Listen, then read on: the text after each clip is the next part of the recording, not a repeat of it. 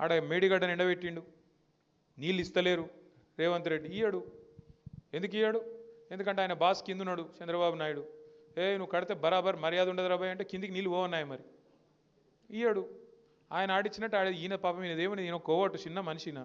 వాళ్ళిద్దరు ఎట్లా ఆడిస్తే అట్లా ఆడేటోడు ఈయన చేతులు ఏముంటుంది. అట్లాగే ఇప్పుడు నిన్న మీరు చూసిండ్రు పక్కకు కర్ణాటకలో ఆల్మట్టి డ్యామ్ హైట్ పెంచుతుండ్రు 5 ఫీట్లు. ఒక్క డ్యాము ఆల్రెడీ కట్టి ఉన్న డ్యాము 5 ఫీట్లు పెంచుతందుకు వాళ్ళు ఎంత ఖర్చు పెడుతున్నారు ఎరికేనా? 70,000 కోట్లు ఒక భూసేకరణకే. 70,000 కోట్లు. అదే కేసీఆర్ గారు 40 లక్షల ఎకరాలకు నీళ్ళు ఇచ్చే ప్రాజెక్టు దాని మీద 93,000 కోట్లు ఖర్చు పెడితే తిన్నాడు 1,00,000 కోట్లు తిన్నాడు 1,00,000 కోట్లు తిన్నాడు వేసుకపోయింది ఇంట్లోకు. మనం ఎప్పుడైనా ఆలోచించినామా కనీసం? అరే 93,000 కోట్లు ఖర్చు అయిన ప్రాజెక్టులో 1,00,000 కోట్లు ఎవడెట్లా తింటాడు? మరి 1,00,000 కోట్లు ఈయననే తింటా బరాజులు ఎవడు కట్టిండు? ఆ పంప్ హౌజులు ఎట్లా కట్టిర్రు?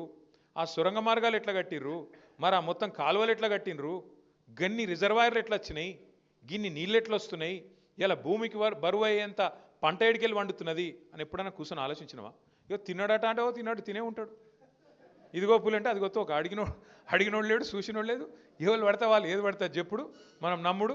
ఆయనతో పోయి బాయిలో దుంకుతున్నామా బొందలో దుంకుతున్నామా ఏది చూసేది లేదు, పోయి దుంకుడేనే.